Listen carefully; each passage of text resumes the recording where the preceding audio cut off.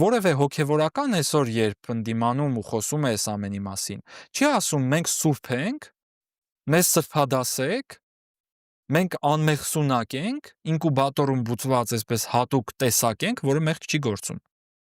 Հոգևորական մեղք գործում է։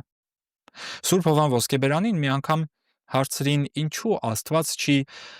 ստեղծել քահանաներին առանձին որպես անմեղսունակ մարդկանց դաս, օրինակ հրեշտակները լինեին քահանաներ,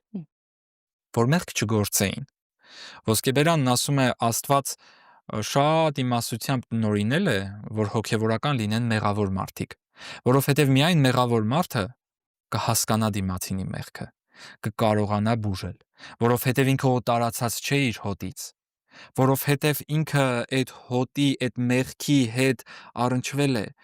Մարդը երբ գալիս է իր մոտ ու ասում է ես նախանձում եմ, քահանան ինքը այդ նախանձը ունեցել է եւ ինքը հաղթահարել է եւ ինքը ունի փորձառություն։